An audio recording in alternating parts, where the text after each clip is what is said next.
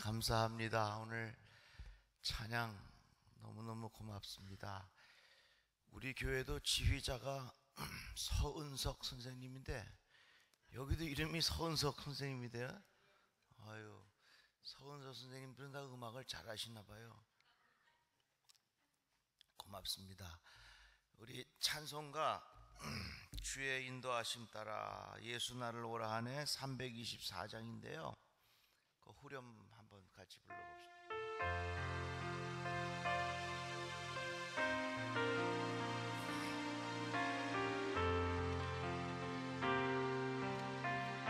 주의 인도하심 따라 주의 인도하심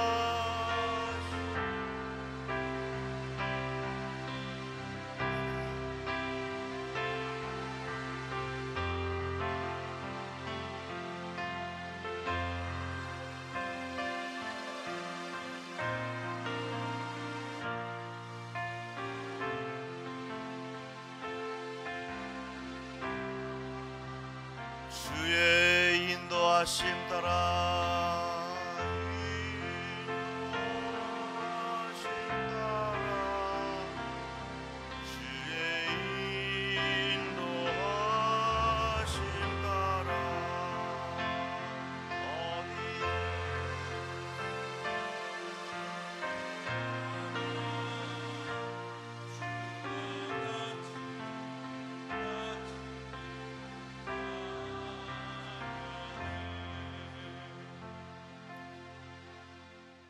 하면서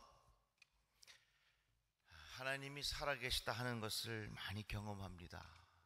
그리고 하나님께서 인도하신다 하는 것을 정말 많이 경험합니다. 아마도 우리 정일남 목사님도 똑같은 고백을 하실 것입니다. 이것이 어찌 목회의 여정만 그렇겠습니까? 여러분들이 지금까지 살아온 지난 날들을 생각해 보면 하나님의 인도가 아니고서는 이 자리에 있을 수 없다는 것을 다 같이 고백하게 될 것입니다. 지난 여름에 참 더웠죠. 제가 여름을 지나면서 우리 교회 홀로 사시는 어르신들에게 삼계탕을 좀 대접해야 되겠다 하는 마음이 생겼습니다. 그래서 삼계탕을 잘 만들어 가지고 잘 포장을 해서 홀로 사는 어르신들에게 이제 전도사님들을 통해서 전부 이렇게 배달을 해드리려고 그렇게 이제 준비를 했습니다. 그래서 하나님께서 저에게 그 마음을 주셔서 저희 교회 사무장 장로님에게 제가 전화를 해서 장로님, 이번 여름에 우리 홀로 사시는 어르신들 삼계탕을 대접을 했으면 좋겠습니다. 잘 준비를 좀 해주십시오. 이렇게 전화를 제가 했습니다. 예, 목사님 그렇게 준비해 보도록 하겠습니다. 오전에 대화를 나눴는데 그날 오후에 느닷없이 어떤 분이 전화를 해가지고 사무장 장로님에게 닭을 500마리를 주겠다는 겁니다. 닭을 500마리를 주겠다는 거예요. 그러면서 혹시 배단위교회에서 이 닭을 받을 용의가 있느냐 이렇게 전화가 온 겁니다.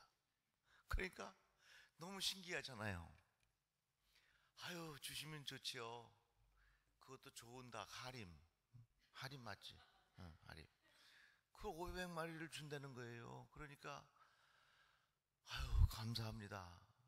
그래서 교회 냉동차를 가지고 가서 500마리를 실어다가 교회 냉장고에다가 딱 보관을 했어요. 그리고서 내가 전도사님들에게 홀로 사시는 어르신들에게 이 삼계탕을 드리려고 하는데 몇 분 정도가 계시느냐 하고 파악을 해봐라. 그리고 물었습니다. 그랬더니 약 250명 정도가 계신다는 겁니다. 닭이 250마리면 되는 거예요. 그래서 너무너무 신기하고 감사한 거예요. 이제 그 닭으로 이제 제가 여성교 회장님에게 전화해서 장로님 이러이러한 일이 있어서 삼계탕을 좀 나누고 싶은데 닭이 500마리가 생겼으니까 그거 250마리 잘 준비해서 좀 나눌 수 있도록 준비 좀 해주십시오. 그러니까 우리 장로님도 신이 나갖고 예 알겠습니다. 그래서 이제 준비를 하려고 있는데 닭 준 사람한테 다시 전화가 와서 500마리를 드렸는데 250마리를 다시 줄 수 있겠느냐고.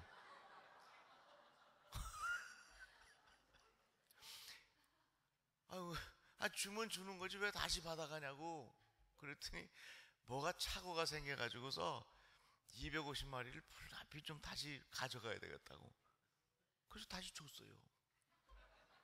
그래서 250마리를 가지고 그걸 정확하게 250마리를 잘 닭을 삼계탕을 만들어서 혼자 사시는 어르신들에게 다 나누어 드렸어요.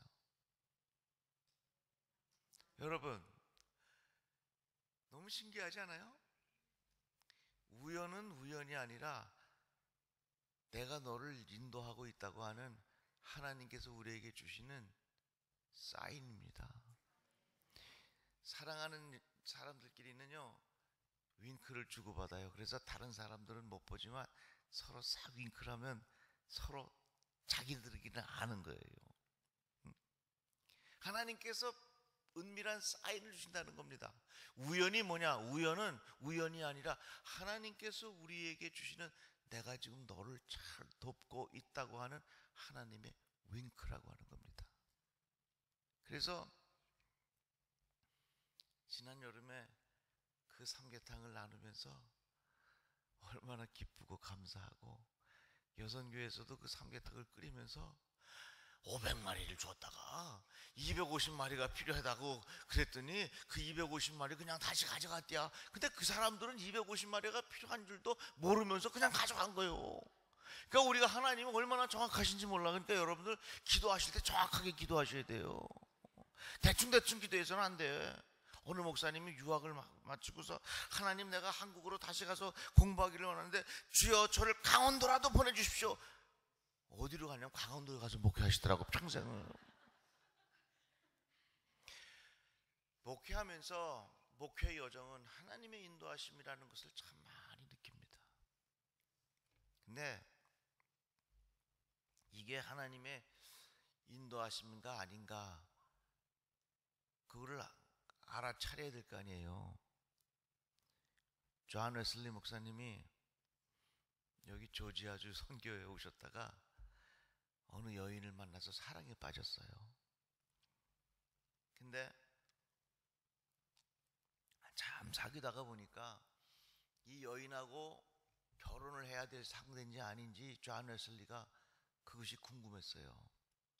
그래서 그 여인을 앞에다 앉혀놓고 막대기를 떨어뜨려서 막대기 이리 떨어지면 넌 가고 이리 떨어지면 이리 오라 그런 거예요. 그게 이 동네요. 여기 조지아주. 그래 존 웨슬리 목사님이 막대기를 뚝 떨어뜨렸더니 이게 막대기가 절로 가갖고서 헤어졌어. 아멘인가요? 헤어졌잖아요. 그리고 나서 이제 얼마 안 됐는데 그 여인이 남자친구를 딱 데리고 와서 예배당 자리에 앉아있네. 존 웨슬리 목사님도 남자니까 기분이 안 좋았을까요? 아주 안 좋았을까요? 아주 안 좋지. 그 성찬을 나눠주는데 그 두 남녀가 앉아있는 거 보고 그 두 남녀를 성찬을 안 주고 빼놓고 지나갔어. 그게 문제가 돼가지고서 결국은 존 웨슬리 목사님이 조지아 선교를 스스로 실패했다고 고백하고 영국으로 돌아가는 겁니다. 그 재미있는 역사가 조지아주에 있었어요. 우리가 살면서 이게 정말 하나님의 인도하심인지 아닌지 궁금할 때가 있어요. 제가 목회하면서 하나님의 인도하심이라고 하나님께서 인도하신다는 것에 대한 확신이 있는데 이게 과연 하나님께서 인도하시는 거 아닌가 하는 분별하는 기준을 제 나름대로 경험을 통해서 얻은 게 있습니다. 첫째는요, 하나님이 인도하시는 것은요 마음의 평안함을 줘요. 성령께서는 우리의 마음에 평안함을 주시거든요. 악한 영은 우리들을 불안하게 만들어요. 여러분들이 중요한 일을 앞에 두고 기도를 하잖아요. 그러면 그 기도를 할 때에 하나님께서 기뻐하시는 인도하심은 그 일을 앞에 두고 기도할 때 마음이 기뻐요. 마음이 참 기쁘고 좋을 수가 없어요. 제가 선교지에 많이 이렇게 다니는데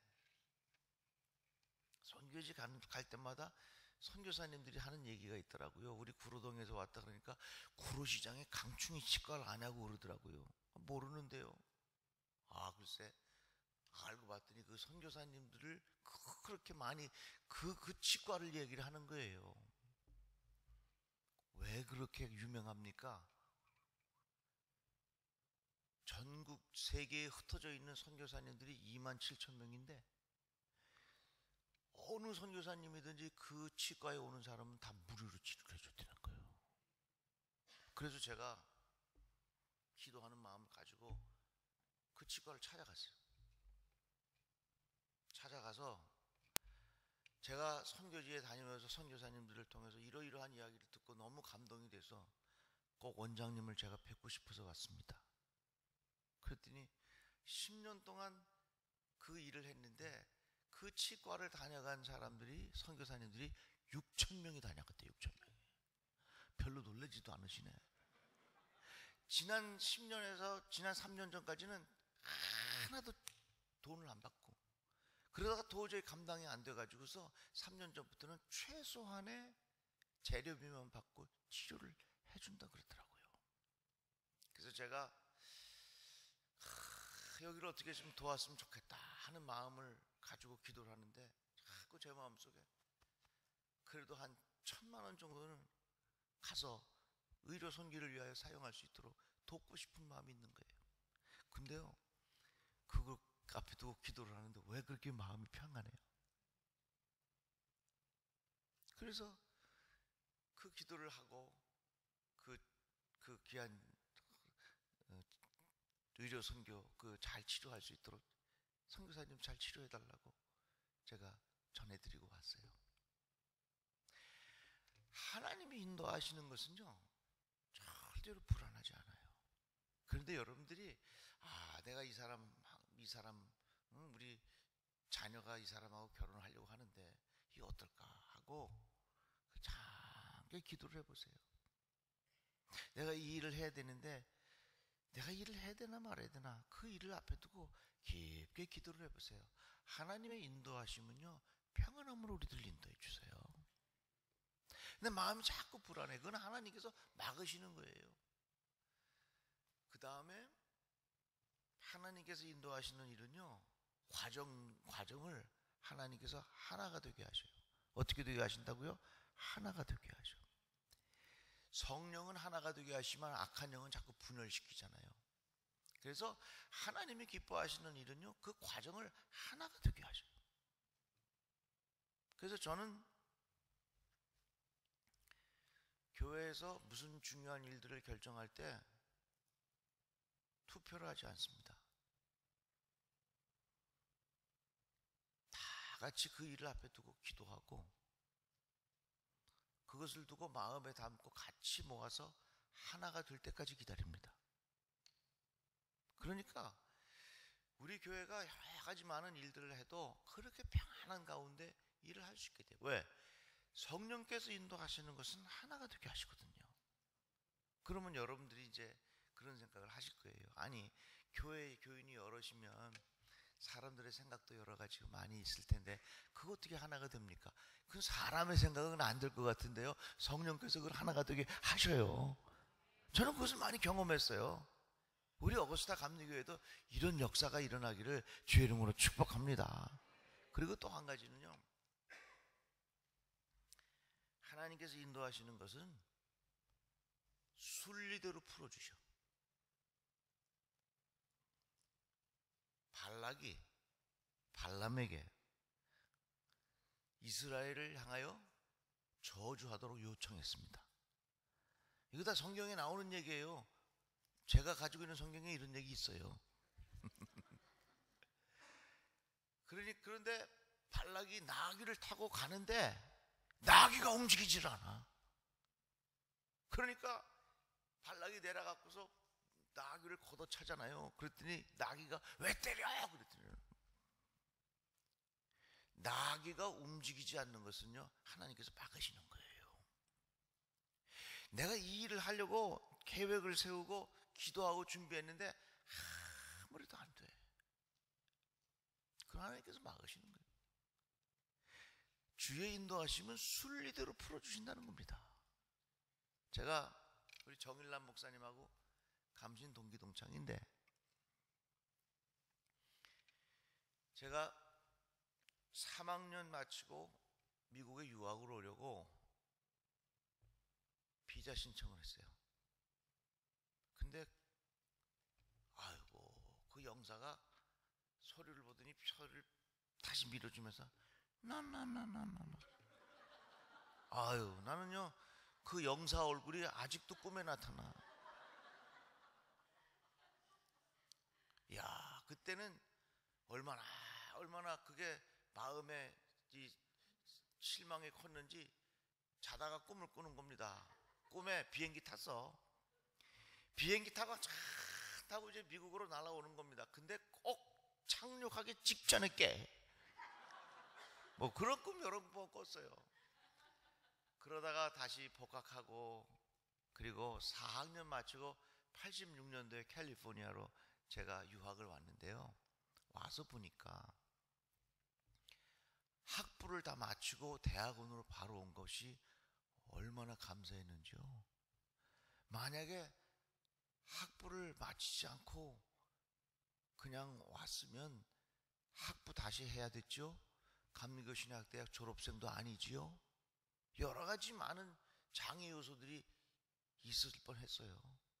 그러니까 그때는 몰랐는데 나귀가 움직이지 않는 것은 다 하나님의 이유가 있다는 거예요. 그러니까 여러분, 예수 믿는다는 것은 간단한 거예요. 예수 믿으면 하나님의 자녀가 되고요, 하나님의 자녀가 된 사람들은 하나님의 인도하심을 신뢰하는 거예요. 다 같이 아멘. 그 하나님을 여러분들 신뢰하고 살아가시기를 바랍니다. 주의 인도하심 따라, 주의 인도하심, 주의 인도하심,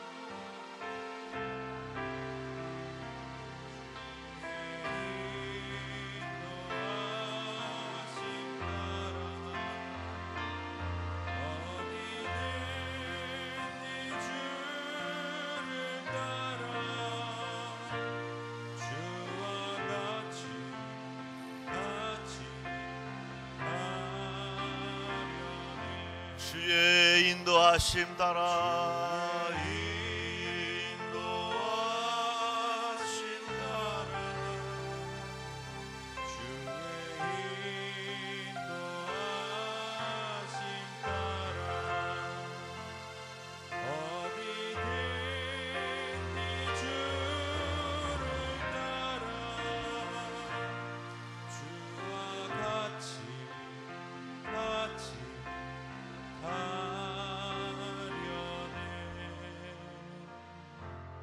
요즘 세상이 얼마나 빨리 바뀌어요. 그래서 쌍둥이들도 세대 차이를 느낀대요. 얼마나 세대가 빨리 가는지. 특별히 요즘에 우리는 스마트폰을 사용하면서 생활 환경이 굉장히 많이 바뀌었습니다.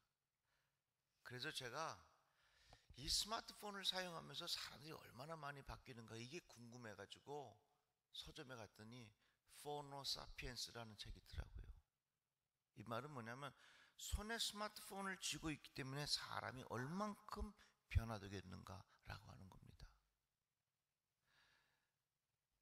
요즘은요, 스마트폰을 가지고 별난 거 다 주문합니다. 그래서 미국 백화점 3분의 1이 없어졌대죠. 트럼프 대통령이 말하기를 백화점의 가장 큰 적은 아마존이라 그랬어요. 얼마나 생활에 엄청난 변화들이 일어나고 있어요. 그러니까 이 스마트폰이 얼마나 똑똑한지요. 정말 스마트해요.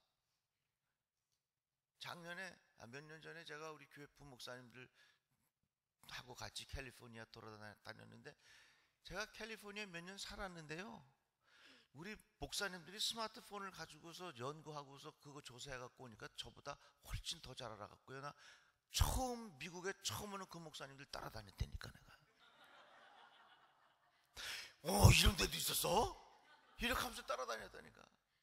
그래갖고 사람들이 요즘에 죽을 때 뭐라고 유언하고 죽냐면, 내가 죽거든 와이파이 잘 되는 곳에 묻어다오, 이러고 주면. 그러니까 세상이 얼마나 어떻게 변화될지 예측 불가한 거예요. 이 세상이 어떻게 변화될지, 정말로 어떤 상황이 우리에게 주어질지 알 수가 없어요. 그러나 한 가지 분명한 것은, 하나님 우리들을 인도하신다는 겁니다. 그 하나님을 여러분들 신뢰하시기를 주의 이름으로 축복합니다. 자, 그런데 성경을 잘 보니까요, 하나님께서 우리들을 인도하시는데 그 인도하심의 원리가 있다는 겁니다. 그래서 오늘 설교 제목이 뭐냐면, 이렇게 인도하리라. 한번 따라해 보실까요? 이렇게 인도하리라. 다시 다 같이 시작. 어떻게 인도하느냐? 오늘 말씀해 보니까, 사람이 마음으로 자기의 길을 계획할지라도 그의 걸음을 인도하시는 여호와이시니라. 하나님은 우리들을 어떻게 인도하시냐면요, 걸음을 인도해야 돼요. 걸음을 인도. 하나님은 우리들을 인도하시는데 우리의 삶에 마스터 플랜을 다 보여주면서, 너는 몇 년 후에 무슨 일이 있고, 몇 년 후에 무슨 일이 있고, 몇 년 후에 무슨 일이 있고 하는 마스터 플랜을 다 보여주고서 그대로 인도하시는 것이 아니라, 하나님은 우리들을 어떻게 인도하시냐? 걸음을 인도하신다는 거예요.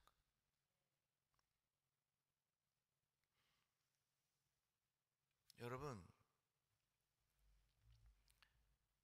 우리는 언제 죽을지 몰라요. 죽는 날을 모르고 사는 게 얼마나 큰 복인 줄 아세요? 죽는 건 분명하잖아요. 그러나 죽는 날을 모르고 사는 것만큼 큰 복도 없는 것 같아요. 만약에 죽는 날을 우리가 알고 산다면 매일 하루하루를 우리들은 초조하게 살아갈 겁니다. 이와 같이 하나님은 우리들을 어떻게 인도하시냐? 마스터 플랜을 다 보여주고 인도하시는 것이 아니라, 하나님은 걸음을 인도하신다. 제가 이것을 어떻게 깨달았냐면요, 여러분들 이스라엘 성지 순례를 가면 이 애굽의 시내산을 올라가는 코스가 있습니다. 그러면 밤늦게 그 애굽에 도착해가지고 새벽 1시인지 2시인지면 다 나오라 그래요. 그러면 잠도 안 깨갖고서 눈을 부시시 하고서 나가지요. 그럼 또 버스 타고 어디 또 끌려가. 그러면 이제 그때부터 그 새벽에 시내산을 올라가는데, 시내산은 어떻게 올라가냐면요, 다 이 랜턴을 하나씩 주고 프레쉬를 하나씩 딱 주면서 앞에 가는 사람 뒤꿈치만 비추고 가라 그럽니다. 그러면 새벽에 가는데 계속해서 그 앞에 가는 사람 뒤꿈치만 보고 가는 거야. 아, 이거 나이키 신었네, 뭐 이렇게 하면서. 이거 아디다스 신었네. 아이고, 발 크네. 아이고, 신발이 좀 크구나. 뭐 이거 생각하면서 계속해서 올라가요. 몇 시간 가는지도 몰라. 한 몇 시간 가죠? 무진장 오래 가. 그 새벽에 정말 오랜 시간을 아무것도 안 보고 앞에 가는 사람의 발 뒤꿈치만 후레쉬 비치면서 가는 거예요. 그런데 한참 가다가 보면 똥이 트고, 한참 가다가 보면 나도 모르는 사이에 시내산 정상에 올라가 있어요. 거기에 가면 뭐가 있느냐? 시내산에 올라가면 컵라면이 있어요. 그러면 탁 올라가가지고서 기도 한번 하고, 또 거기에 뜨거운 물을 갖고 와서 1불씩 주고 팔어. 그러면 또 밑에서부터 그걸 다 알고서 컵라면을 짊어지고 와서 물 주십시오. 그래서 다 먹고 말이지. 그리고서 이제 내려옵니다. 한참 내려오면 그 밑에 수도원이 있어요. 수도원에 앉아서 내가 올라갔던 길을 가만히 쳐다봅니다. 너무너무 높은 그 신의 산을 내가 어떻게 갔다 왔는가. 여러분, 만약에 아침에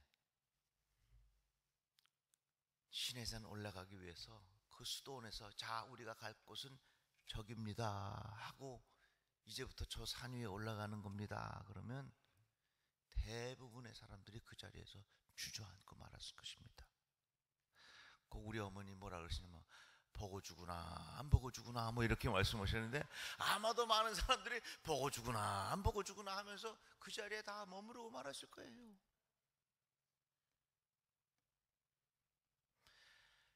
우리의 인생도 내가 가야 할 길을, 내가 경험해야 할 길을 하나님께서 다 마스터 플랜을 보여주시고 너희들의 삶의 과정은 이러이러할 것이니까 너희는 이렇게 살아라 하는 것을 그 전 일정을 다 하나님께서 보여주셨다면 우리는 아마도 그 자리에서 좌절하고 절망하고 그 자리에서 무덤을 팠을지도 몰라요. 그런데 나도 모르는 사이에 앞에 가는 사람 뒤꿈치만 바라보고 갔더니 한 걸음 한 걸음 한 걸음 올라갔더니 나도 모르는 사이에 내가 시내산 정상에 올라가 있더라 하는 겁니다. 하나님께서 발걸음을 인도하신다는 것이 바로 이런 거 아니겠어요? 그러니까 여러분, 우리가 내일 일을 모르고 살아가는 것이 불안하기도 하지만 어떻게 보면 하나님의 축복입니다. 내일 일을 모르고 살아가는 것이 하나님의 은혜입니다. 우리들은 어떻게 살아가느냐? 오늘 하루를 하나님의 말씀과 함께 신실하게 살아내면 되는 거예요. 오늘 하루를 주님과 함께 감사하며 살아가면 되는 거예요. 혹시 여러분들 중에 너무 세월이 고통스러운 분들 계십니까? 육신의 질병과 관계의 어려움으로 인해서 정말로 사망의 음침한 골짜기를 지나가는 것 같은 그런 아픔을 경험하는 분들이 계십니까? 오늘 하루만 살아내십시오. 오늘 하루만 살아내십시오. 오늘 하루를 주님과 함께 신실하게 살아보는 겁니다. 오늘 하루를 주님과 함께 행복하게 살아보는 겁니다. 오늘 하루를 주님과 함께 충성스럽게 살아내는 겁니다. 오늘 하루를 주님과 함께 감사하면서 살아내는 겁니다. 그리하면 나도 모르는 사이에 하나님은 나를 시내산 정상에 올려주신다 그 말이에요. 이와 같이 하나님은 우리들을 어떻게 인도하시냐? 걸음을 인도하세요. 유명한 가수 엘비스 프레슬리가 일찍 죽었죠? 어느 책에 보니까 그런 이야기 나오더라고요.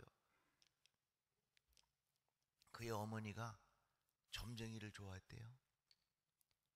점쟁이한테 엘비스 프레슬리 아주 어렸을 때 데리고 가가지고 점을 봤는데 그 점쟁이가 뭐라 그러냐면 밖에 있는 아들이 오래 못 산다고 40이면 죽을 거라고.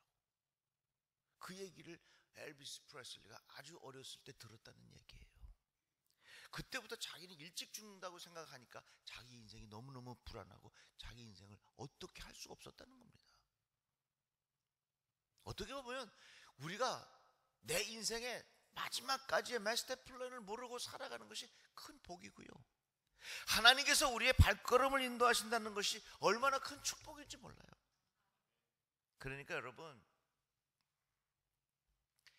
내일을 행복하게 살아가는 사람은 절대로 오늘 행복할 수 없습니다.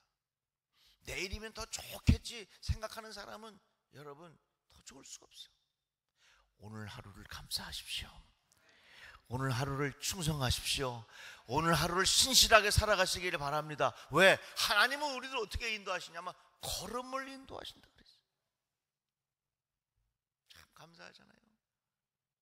신비롭잖아요. 주의 인도하심 따라, 주의 인도하심 따라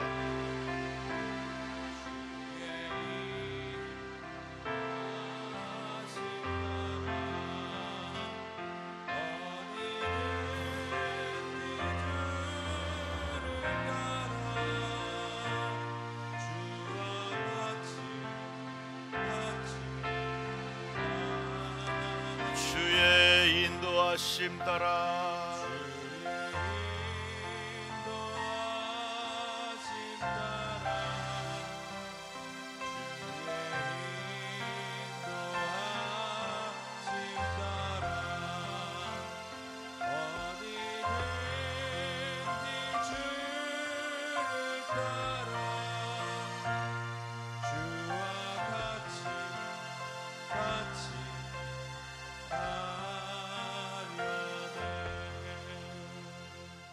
우리가 살면서 내 삶의 목표는 저기다 정해놓고 살아가는 방법도 있겠지만 오늘 하루를 주님과 함께 신실하게 살아야 돼요.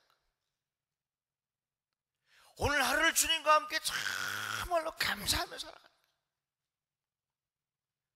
오늘 하루를 내 옆에 있는 사람에게 최선을 다해서 살아가는 거예요. 이같이 하나님은 우리들을 걸음을 인도하셔요. 이게 성경이 우리에게 주시는 하나님께서 인도하시는 원리라 그 말입니다. 또 한 가지는요, 한번 따라해 봅시다. 빠른 길이 아니라 사는 길로 인도하십니다. 자, 이거 어떻게 보면 알 수 있냐면 이스라엘 백성이 출애굽을 해서 가나안 땅에 들어갈 때 지중해 연안을 따라서 이렇게 가면요 40일이면 간대요. 근데 거기 누가 있었냐면 블레셋 군인들이 지키고 있었거든요. 그러니까 이 이스라엘 백성이 블레셋 군인들과 싸우면 다 죽든지 아니면 후퇴해가지고서 다시 애굽으로 돌아가자, 그런 일이 일어났을 것입니다. 그러니까 하나님께서 그것을 아시고 그 이스라엘 백성을 그 길로 인도하지 아니하고 저 밑으로 돌아서 40년 동안의 세월을 통해서 이 가나안 땅에 들어가게 하셨다는 겁니다. 저는 이 말씀을 보면서요, 하나님께서 우리들을 인도하시는 하나님의 방법을 깨달았어요. 하나님은요 빠른 길이 아니라 사는 길로 인도하세요. 그런데 이 시대는 속도를 중요하게 여깁니다. 빌 게이츠가 쓴 책 생각의 속도, 속도가 경쟁이고 속도가 돈인데 얼만큼 속도가 빨라야 하느냐? 생각만큼 속도가 빨라야 된다는 겁니다. 내가 미국에 있다 생각하는 순간 미국에 있어야 되고, 내가 한국에 있다 생각하는 순간 한국에 있어야 되고, 그만큼 속도가 경쟁이고 속도가 돈이고 속도가 실력이고 속도가 모든 것이 발전된 과정이라 그 말입니다. 컴퓨터도요 결국은 비쌀수록 속도가 빨라요. 모든 것이 다 그래요. 특별히 우리나라 사람들은요 속도 얼마나 민감합니까? 여러분 서울에 전화할 때 몇 번 걸어요? 국가 코드가 몇 번이에요? 우리나라에 82번이잖아요. 그 왜 82번인 줄 아세요? 빨리 주세요 그랬나 보죠 뭐. 아유, 우리나라 사람들은요 얼마나 속도가 빠른지. 밤에 오더를 하면, 예를 들어서 이런 물 같은 거 밤에 오더 하잖아요. 그러면 새벽에 문 열면 현관문에 이게 와 있어요. 그 배송을 뭐라고 배송하냐? 그 배송 회사 이름이 로켓 배송이요. 그러니까 북한에는 핵이 있고 우리 한국에는 로켓 배송이 있어. 그렇게 속도가 빨라. 택시를 무슨 택시라고 불러요? 총알 택시. 여러분 총알 날아가는 거 보셨나요? 얼마나 빨라. 슉 하고 날아가잖아. 택시가 그렇게 날아갔더니. 어느 미국 사람이 한국에 옛날 가스 배달해 줄 때 저 성북동에 이제 이사를 갔대요. 그래서 가스 배달을 시켰더니 얼마나 걸리냐 그랬더니 1시간 걸린다 그러니까 이 미국 사람이 깜짝 놀란 거예요. 1시간이요? 이 사람은 깜짝 놀라는데 1시간이요? 그랬더니 이 가스 배달하는 사람은 너무 늦은 줄 알고 죄송합니다 그러더니 20분 만에 가지고 왔더라. 얼마나 속도가 빠른지. 그런 거 잘 아시죠, 여러분? 서울에면 동전 넣고 커피 빼먹는 거 있잖아요. 그 동전을 딱 넣으면 빨간불이 깜빡깜빡 하면서 커피가 쏙 쏟아져요. 그러면 그거를 다 나올 때까지 기다리면 되잖아. 그걸 왜 문을 열고서 깜빡깜빡거리는 거에 붙잡고 있어? 다 나오지도 않은데 나온 줄 알고 빼다가 손 튀고. 요 웃는 분들은 그런 경험이 있는 거예요. 삼겹살을 먹어도 지그시 지가 알아서 다 구워지고, 삼겹살도 지가 이쪽이 뜨거워지면 지가 뒤집어질 텐데 그걸 젓가락으로 그냥 꽉 눌러갖고서 빨리 구워지라고. 우리가 그러고 살잖아요. 속도. 우리는 지금 속도에 민감해요. 모든 것이 빨리 돼야 돼. 아이고 참, 우리나라 얼마나 대단한지요.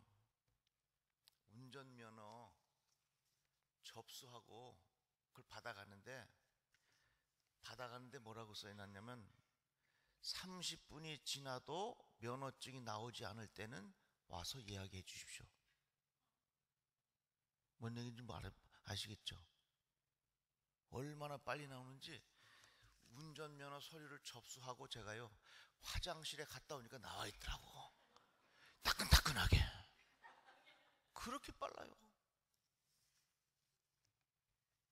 이렇게 속도가 굉장히 빠른 세상에 살다가 보니까 우리들의 모든 정서가 속도에 얼마나 예민해졌는지 몰라요. 그런데요, 하나님은 우리들을 어떻게 인도하시냐면 우리가 원하는 빠른 길로 인도하시는 것이 아니라 사는 길로 인도하셔요. 예수께서 뭐라고 말씀하셨냐면 나는 길이요 진리요 생명이니 나로 말미암지 않고는 아버지께로 올 자가 없느니라. 좁은 문으로 들어가라. 멸망으로 인도하는 문은 크고 그 길이 넓어 그리로 들어가는 자가 많고, 넓은 문, 넓은 길은요 빨리 가는 길이에요. 그렇지만 좁은 길, 좁은 문은요 빨리 갈 수가 없어요. 하나님께서 우리들을 인도하시는데 우리들을 빠른 길로 인도하시는 게 아니라 사는 길로 인도하세요. 자, 자동차를 타면요 가속 페달이 있어요. 그걸 가스라고 부르나요? 그는 가속 페달? 가속 페달이 있고 또 브레이크가 있어요. 가속 페달을 밟으면 차가 쫙 나갑니다. 그런데 브레이크를 밟으면 빨리 나가는 차가 속도가 줍니다. 한 가지 여쭤봅시다. 여러분, 브레이크가 고장난 차를 타시렵니까? 미쳤습니까? 내가 브레이크 고장난 차를 왜 탑니까? 내가 미쳤습니까? 브레이크가 잘 들어야죠. 맞는 이야기입니다. 우리 인생도 그렇습니다. 대부분의 사람들이 생각하기를 내 인생은 브레이크가 없이, 거침없이 내 인생은 내가 원하는 방향대로 빨리 쫙 가야 돼요. 그건요 브레이크가 고장난 차를 타는 사람과 똑같습니다. 가속 페달이 경쟁이요, 돈이요, 능력이고 실력이라면 브레이크는 생명에 연관되는 겁니다. 하나님께서 우리들을 인도하실 때 때로는 우리가 가속 페달을 통해서 쫙 가기도 하지만 때로는 고통을 통해서 하나님은 우리의 인생에 브레이크를 밟기도 하십니다. 그래서 이 두 가지를 조절하셔서 하나님께서 우리의 인생을 인도하신단 말입니다. 전도서의 말씀에 보면 하나님은 우리들을 형통케도 하셨다가 곤고하게도 하셨다가 이 두 가지를 병행하게 하셔서 장래일을 우리가 알지 못하게 하셨다. 전도서의 그런 말씀을 우리에게 가르쳐주고 있어요.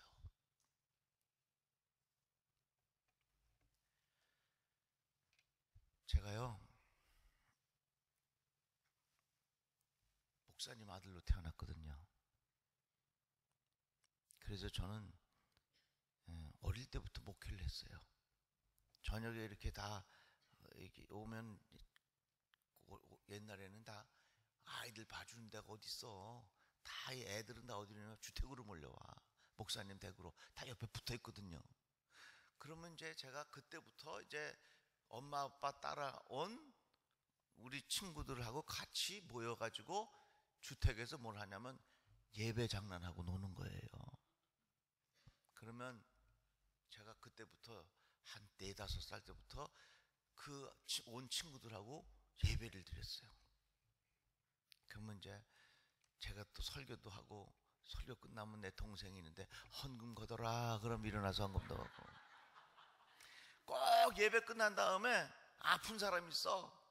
목사님 여기 아파서요. 기도해 주세요. 여러분 저 우습게 보지 마세요. 내가 이 예배도 6, 7살 때부터 안수기도 했던 사람이요. 내가 주여 낫게 해주시옵소서. 우리 아버지 하는 거 봤거든. 낫게 해주시옵소서. 그러면 또 그 집사님이요 금방 나가가 할렐루야 이렇게 하면서 집에 가고.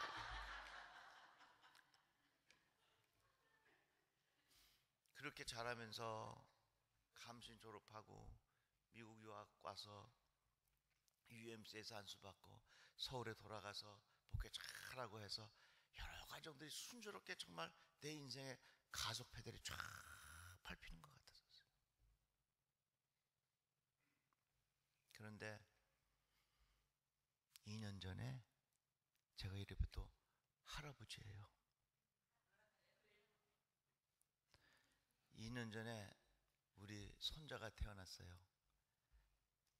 40주를 채우고 태어나야 되는데 34주인가 만에 태어났어요. 태어났는데 2kg가 안 돼. 4파운드가 안 되는 아주 미숙아로 태어났어요. 아기가 태어난 것이 너무 기쁘고 좋았는데 인큐베이터 속에 들어갔는데 인큐베이터 속에 들어간 아이가 하루가 지나고 이틀이 지났는데 배가 고무풍선 불러오듯이 배가 빵빵하게 불러오는 거예요. 아마도 여기 손주 보신 분들은 그 손주들의 모습이 얼마나 이쁘고 귀엽고 사랑스러운지 다 아시잖아요. 아이가 배가 터지기 직전까지 왔어. 배가 얼마나 불렀는지 사진에 보니까 전 들어가 보지도 못하고 사진에 보니까 배가 빵빵하게 불러갖고 그 핏줄이 버트로 다 보여. 태어난 지 4파운드 안 되는 요만한 아이를 개복 수술을 했어.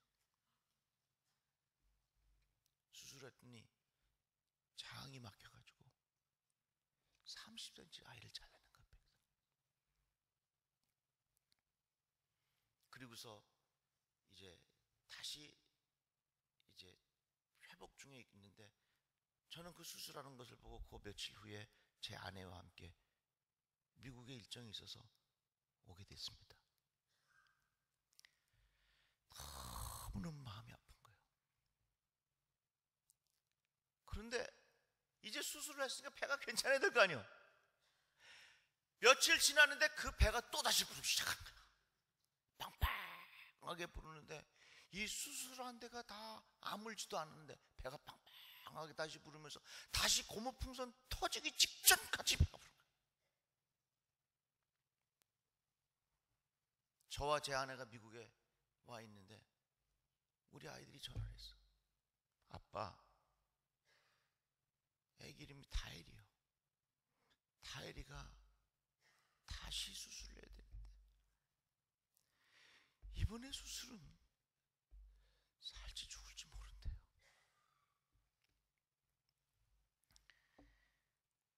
그래서 저는 그 전화를 받고 그 다음날 저녁 비행기로 제 아내는 서울로 먼저 오게 되었습니다. 아내가 서울로 오기 전에 그 전날 밤에 호텔에서 너무 마음이 아파서 목욕탕에 들어가서 샤워기에 물을 싸게 틀어놓고 바닥에 팍 우는 거야. 야, 이 새끼야, 천국 여행 혼자 갈래? 천국 여행 혼자 갈래? 천국 여행 합이랑 같이 가자. 합이랑 같이 가자. 밤새도록 울었어.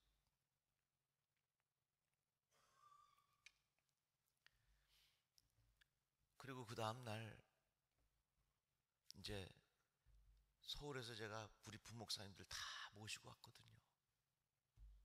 아울렛을 가서 우리 아기가 어렸을 때 누가 오시쿠시 옷을 하나 줬는데 그게 너무너무 좋아서 손주에게 그것을 입히고 싶은 거야. 오시쿠시 집에 가게에 들어갔는데 오늘 밤이면 아내가 비행기를 타고 갑니다. 서울로 수술하기 위해서. 손주 수술하는 거 보려고.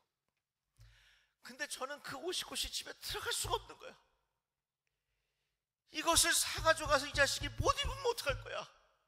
그래서 저는 너무 가슴이 아파서 돌아 나왔는데 제 아내는 눈물을 팍 한 번 쏟더니 거기서 오시쿠시 옷을 이만큼 사가지고 내가 사서 입힐 거야 그러면서 그 옷을 사가지고 그날 밤에 서울에 가는 비행기를 타고 서울로 갔어요.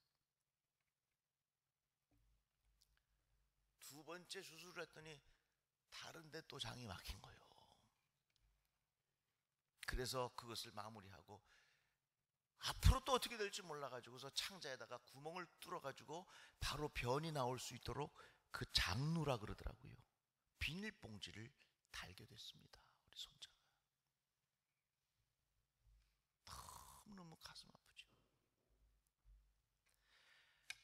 이게 사람 똥이 얼마나 이게 독한지요. 이게 창자에서 바로 나오니까 이게 피부에 닿으면요, 이게 피부가 다 상해. 그래가지고서 우리 딸이 밤새도록 그 창자에서 변이 나오면 닦아주고. 근데 그 장루를 낀, 아기가 장루를 낀 엄마들이 있을 거 아니에요. 그 엄마들이 사이트를 만들어서 거기에 조그마한 그 커뮤니티를 만들었는데 그 커뮤니티의 이름이 뭐냐면 똥사랑이야. 똥사랑.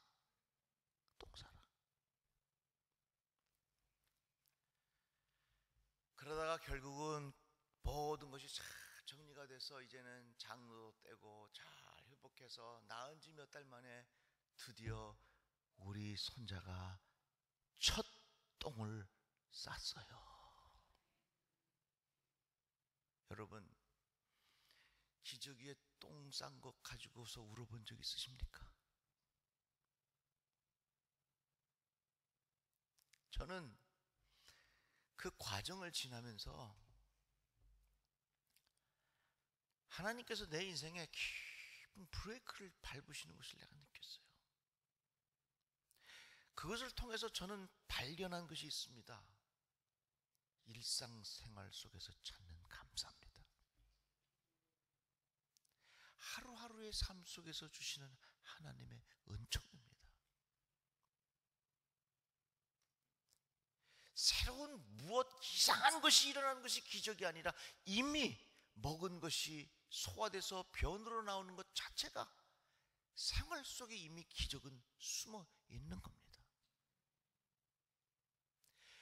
하나님께서 새로운 눈을 열게 하시고 생활 속에 이미 하나님께서 우리에게 주신 기적과 같은 놀라운 역사가 있다고 하는 것을 하나씩 발견해 가기 시작했습니다.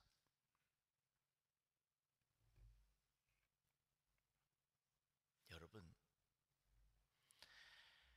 우리 인생이 가속 페달만 밟으면요 다 죽어요.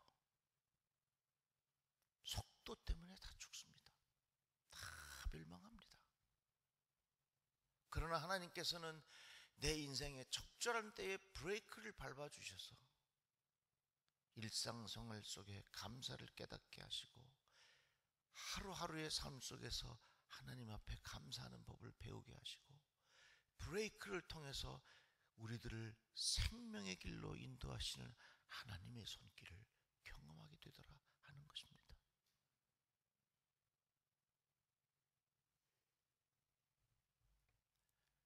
혹시 여러분들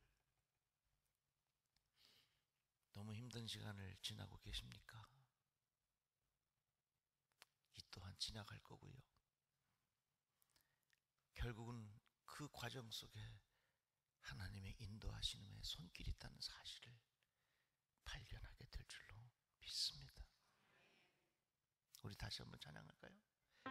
주의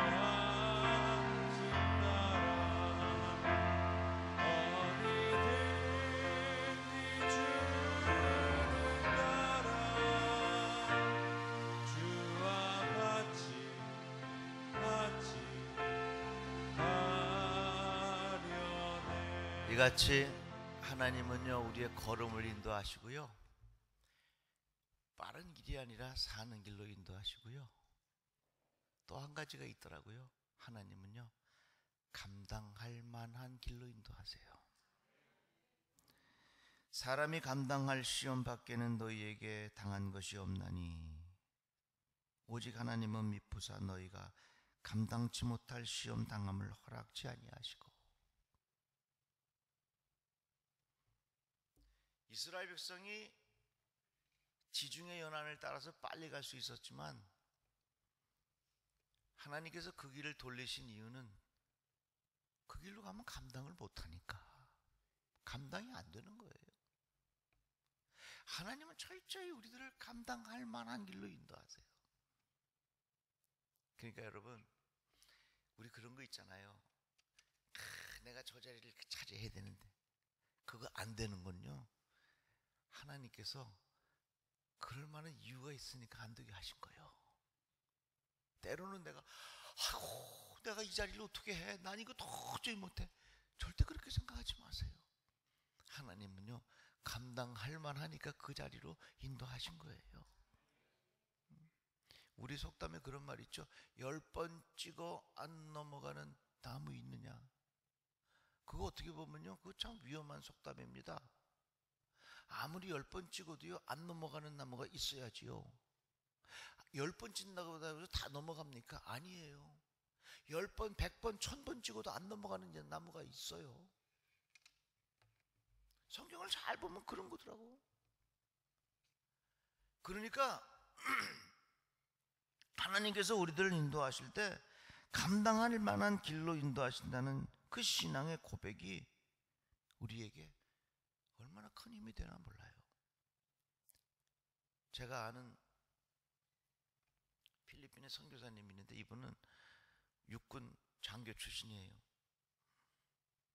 이제 장교로 이제 전역할 때가 다 됐는데 글쎄 부대에서 태권도를 하라고 명령이 떨어진 거예요. 아니 나 이제 그분이 이제 장교로서 이제 다 그만둘 때가, 리타이어 할 때가 다 됐는데 무슨 태권도를 지금 배우냐 말이죠. 그래도 군대에서 하라니까 하는 거지. 그래갖고서 이분이 장교가 돼가지고서 태권도를 처음에 배우는데 막 짜증을 내면서 배운 거예요. 그러다가 결국에 가서는 일단 딱 검은띠 블랙벨트 딱 하고서 전역을 했어요. 그리고 나서 마음에 감동이 돼가지고 목사님이 되고 선교사님이 돼가지고 필리핀의 선교사로 딱 왔는데, 필리핀에 갔더니 그 원주민들이 목사님 우리 다른 분들에게 성경 말씀 많이 들었으니까 우리들한테 태권도 가르쳐 달라 그러더라는 얘기예요.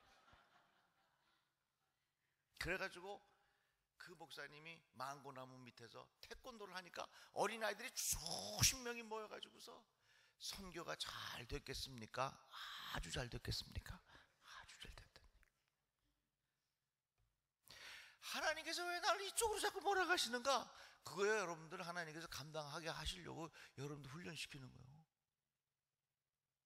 생뚱맞게 내가 왜 이 일을 해야 돼? 야, 내가 이거 하는지 모르겠다. 그거요, 하나님께서 나중에 감당하게 하려고 그쪽으로 몰아가시는 거예요. 그러니까 우리의 신앙의 삶 속에서는요, 나의 삶의 과정이 주의 인도하심 손길 한가운데 있다 하는 고백이 필요한 겁니다. 자, 우리 그냥 우리 마음대로 하고 싶은 대로 사실래요? 우리의 생각을 가지고 이 세상을 마음대로 사실래요? 아니면 순간순간 하나님의 인도하심을 믿음으로 고백하고 그 인도하심에 순종하고 오늘 하루를 주님과 함께 성실하게 살아가실래요? 너무 다르잖아요. 너무 큰 차이가 있잖아요. 이제 우리가 다 얼마나 어떻게 살지 모르지만 오늘 하루를 내가 주님과 함께 살겠습니다. 오늘 하루를 주님은 나를 바른 길로 인도하시는 것이 아니라 사는 길로 인도하시는 그 주님을 내가 신뢰하고 살겠습니다. 이러한 신앙의 고백이 우리 모두에게 있었으면 좋겠습니다. 얼마나 좋아요. 그래서 이것에 대한 믿음의 확신이 있으면요, 사실은 별 걱정할 게 없어. 몇 년 전에 우리 교회에서 운동회를 준비를 했습니다. 체육대회를. 학교 운동장을 전체를 다 빌리고 몇 천만 원 들여서 다 준비를 하고, 그 운동회 날이 월요일인데 일기예보 딱 보니까 비 올 확률 70% 80% 이렇게 나오는 거예요. 그 주말에 준비하는 팀들이 저한테 와가지고서 목사님 큰일 났어요. 비가 온다는데 우리 어떻게 해요? 제가 제 마음속에는요, 날씨도 하나님께서 가장 좋게 해주신다는 고백이 있어요.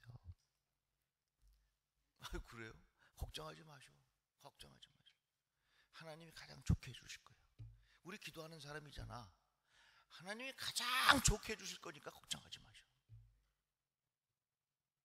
단 한 가지 지혜가 필요하니까, 요즘에 SNS도 잘 되고 하니까 몇 날 몇 시 현재에 비가 오는지 안 오는지를 우리가 딱 결정해가지고 그 시에 일제히 다 메시지를 보내자. 그래서 비가 오면 김밥 싸가지고 운동장으로 모이고, 비가 오면 교회로 오고 비가 안 오면 다 운동장으로 모이고 하자. 그렇게 다 약속을 하고 교인들에게 광고를 했어요. 그 걱정할 게 뭐가 있어? 월요일날 딱 됐는데 비가 왔게요 안 왔게요? 안 왔다고 얘기해 주세요. 비가 왔게요 안 왔게요? 안 왔어요. 그래가지고 모여가서 운동회 딱. 저는 성격이 굵고 확실하게 이런 걸 좋아하지, 길고 늘어지르고 난 그렇게 안 해요. 딱 아침 9시에 모여서 점심 먹고 2시면 딱 끝나는 거예요. 딱 먹고 점심 딱 먹고 2시 정리하고 딱 하니까 2시 반쯤 딱 돼가지고서 트럭에다가 텐트 이런 것들 다 싣고 홀을 다 씌우니까 하늘이 컴컴해지더라고. 그러더니 우리가 그 트럭에다 다 싣고서 학교 문을 딱 빠져나오니까 비가 하늘에서 쏘나게 확 내리는 거예요. 왜? 먼지 나니까 하나님께서 청소해 주시려고. 제가 교회 돌아와서 준비한 팀 보고 봤지? 하나님하고 우리 동업하잖아.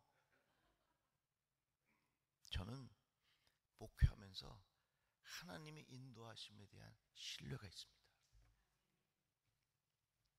어떻게 인도하신다고요? 걸음을 인도하셔. 지금 우리가 무슨 뭐 장래에 대한 대단한 마스터 플랜 없어도 오늘 하루를 주님과 함께 신실하게 사세요. 오늘 하루를 주님과 함께 감사하게 사세요. 오늘 하루를 주님과 함께 최선을 다해서 사세요. 정말로 여러분들 살기 너무너무 힘들면 오늘 하루를 주님과 함께 견뎌보세요. 하나님은요, 우리들을 바른 길이 아니라 사는 길로 인도하시고 감당할 만한 길로 인도하셔서